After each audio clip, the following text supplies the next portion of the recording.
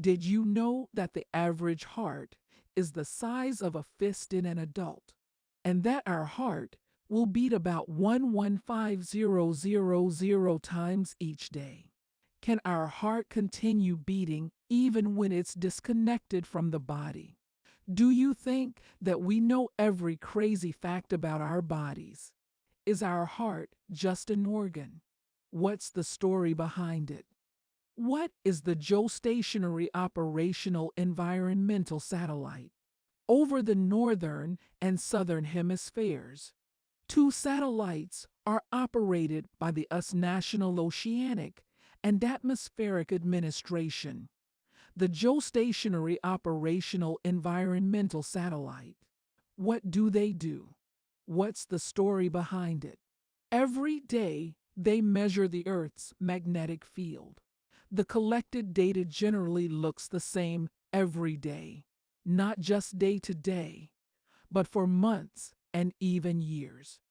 It was known that it didn't change, but one day in 2011, the readings suddenly went haywire.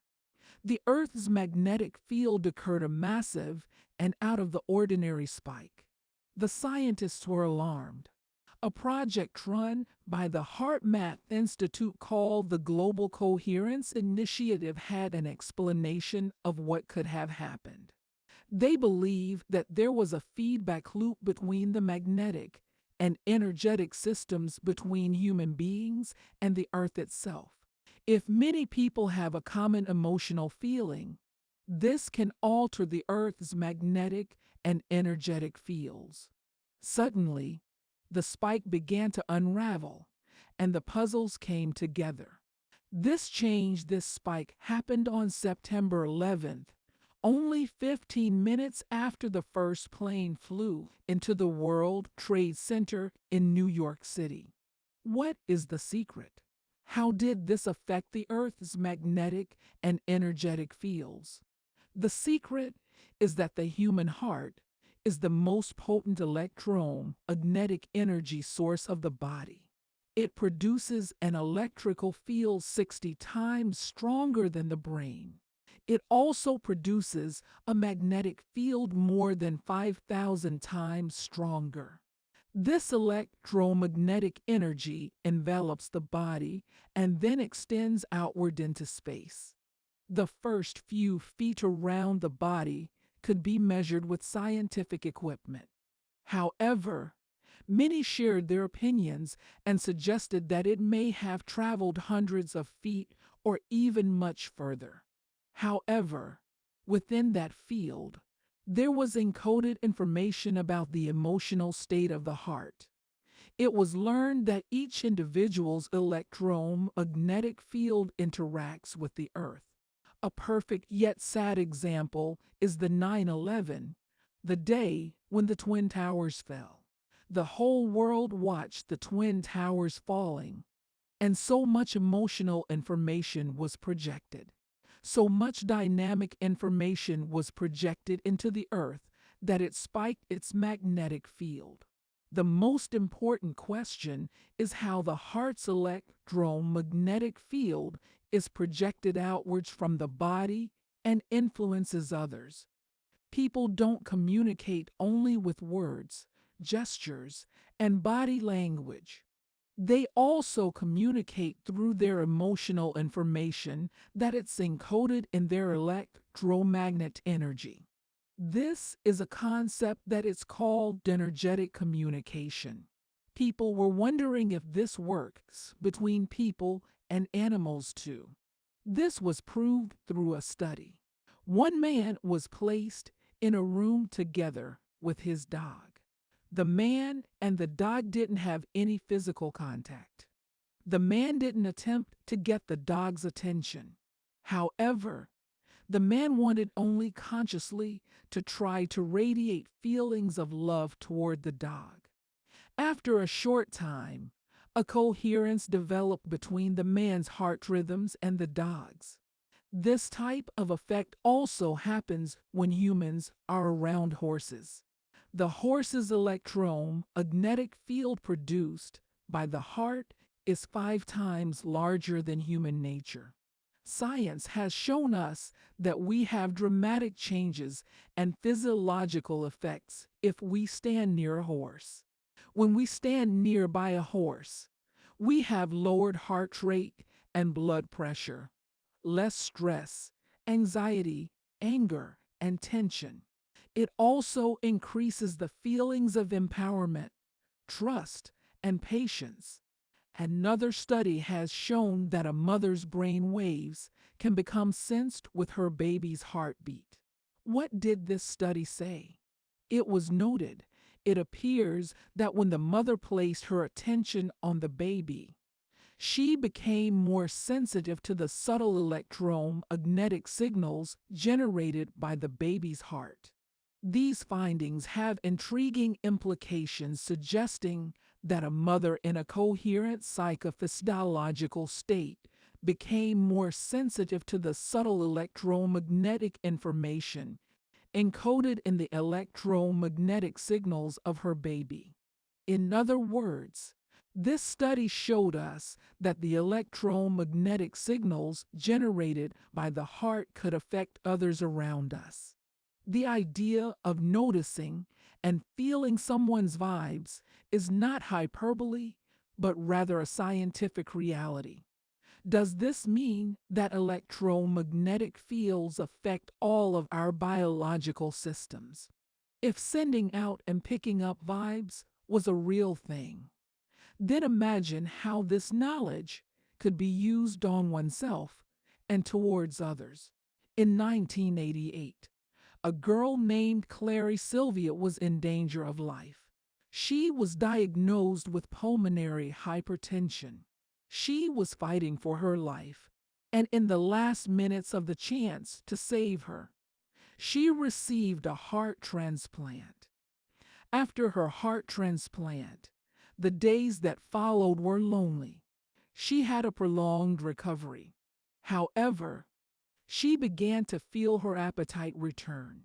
The nurses noticed that her appetite was back, and one day they asked her if she wanted anything to eat. The woman replied, "Actually, I am dying for a beer." The whole strange thing about this is that the girl didn't like to drink beer before the heart transplant.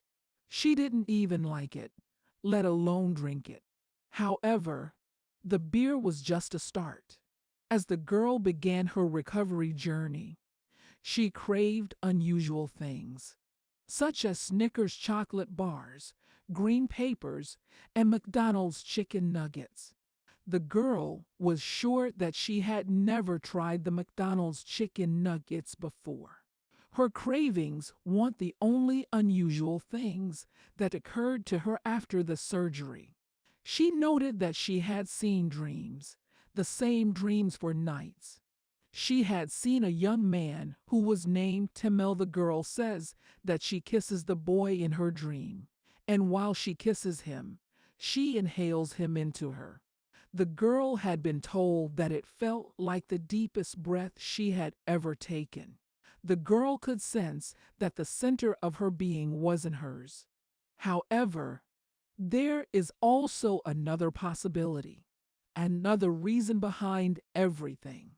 The girl's cravings and dreams could result from the most invasive procedures and medication side effects. However, the girl wasn't sure of what was happening to her, so she began to do some research. The girl started with her local obituaries. It didn't take her much time to find something that made her wonder and question everything.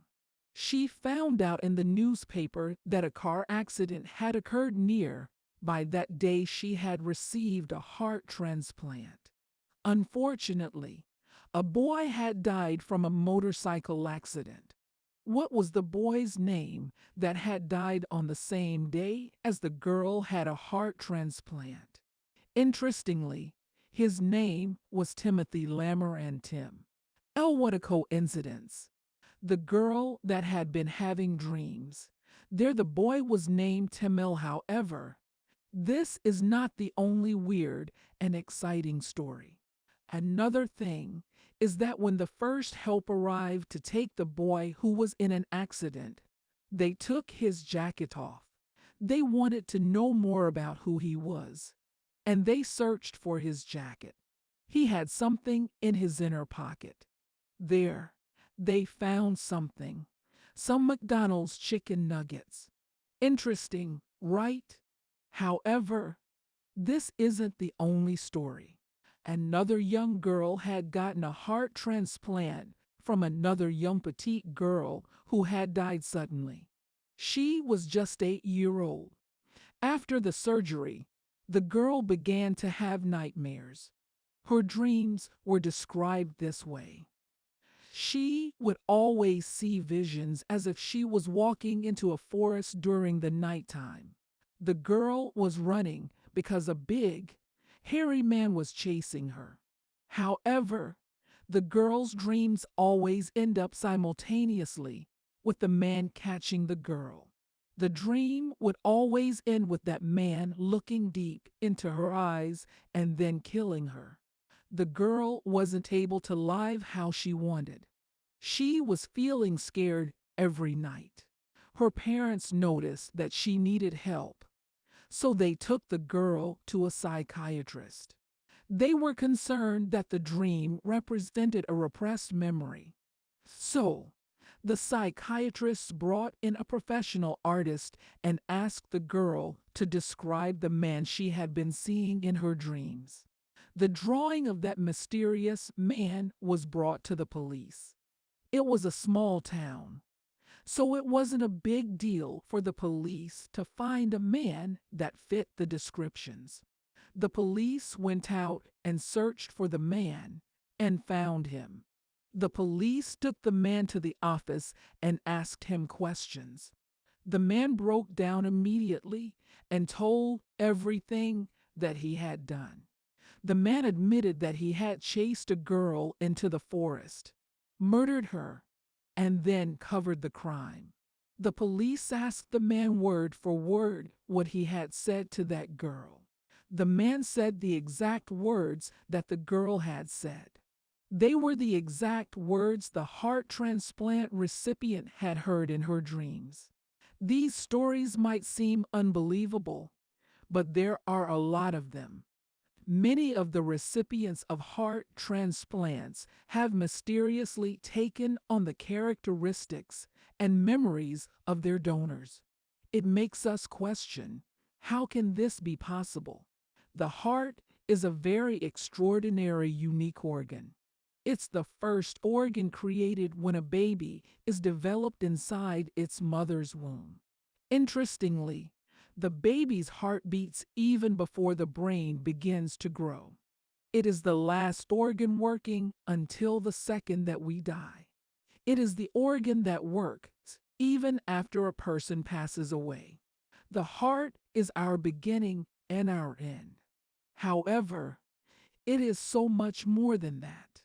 A discovery was made during the 1990s that concluded that the human heart contained 4,000 sensory neurons. The exact amounts of neurons are found in the brain too. What do these neurons do? The brain and the heart are engaged in a dialogue. The brain is the center of consciousness, perception, and thought. The heart and the brain are being led and directed by the latter. However, the study showed that the heart was the one that was sending more neurological signals to the brain than vice versa. The famous scientist noted, our brain receives many of its instructions on what to do from the heart. The heart can think, feel, and have emotions on its own. The heart is the one leading the dialogue with the brain. The heart assists with a person's sensory experience and emotional processing through nervous system connections and hormones created in the heart. Dr. Roland McCarty was the director of research at the Heart Math Institute. It is an institute that is an nonprofit organization devoted to studying the heart. The doctor noted, The heart is a sensory organ and acts as a sophisticated information encoding and processing center that enables it to learn, remember, and make independent operational decisions. The French writer Antoine de Saint had said, "It is only with the heart that one sees clearly. What is essential is invisible to the eye." This makes us question, what is the heart capable of that the brain is not? The ancient Egyptians had noted that an afterlife is a place called the field of reeds. It is said that it's a place where there is no sickness or disappointment. It's a place where you spend next to flowing streams under the shade of trees. It is where you are surrounded by those loved in life. To enter the field of reeds after death, you must first pass through a trial by the god Anubis. There, Anubis sat beside the golden scales. There were two scales. The heart of the dead was placed on one scale, and on the other was a single white feather. It was the feather of the truth. It was said that if the heart were lighter than the feather, the dead body would be admitted to the field of the reeds. What happens if they don't? Well, if they don't, they get eaten by a monster. The ancient Chinese believed that the heart was the emperor of all other energy systems. It's where the spirit resides, containing thoughts and emotions and sensory processing information. However, for Hindus, the heart chakra is the center of the 7 chakra energy points. The heart was important for the cultures of Aztecs and Mayans too. When human sacrifices were made, the heart was offered to the gods. Even Christianity sees the heart as the place where emotions and desires begin, which drives the will of an individual towards an action. Jesus Christ said that your heart would also be where your treasure is. The God of Islam has also claimed that heaven and earth cannot hold me, but I am contained within my servant's heart. However, this type of view of the heart wasn't made only for the annals of religion. Many of the greatest thinkers among the ancients had spoken. Aristotle had said, "The heart is the perfection of the whole organism." Therefore, the principles of the power of perception and the soul's ability to nourish itself must lie in the heart.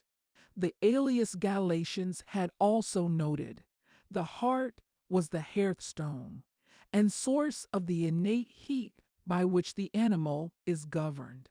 In the 9th century, the Arabic philosopher Abu Nasr al-Farabi noted that the ruling organ in the human body is the heart. The brain is the secondary ruling organ. The science now reveals that abandoning the heart's priority may have been wrong. Knowledge and religious traditions that existed throughout most of human history contained information about the powers of the heart. However, now the science is revealing that as well. There was a study made in 2014 by the Heart Math Institute. They wanted to examine what mysterious powers the heart might hold.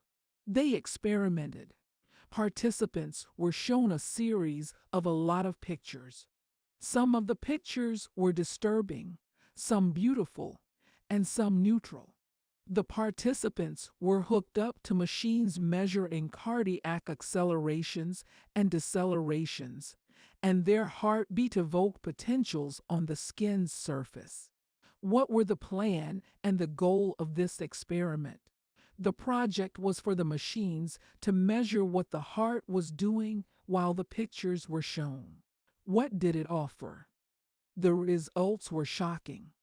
It was found that the heart responded to the pictures before they were seen. The heart would react to what was coming a full 6 seconds before the photos were shown.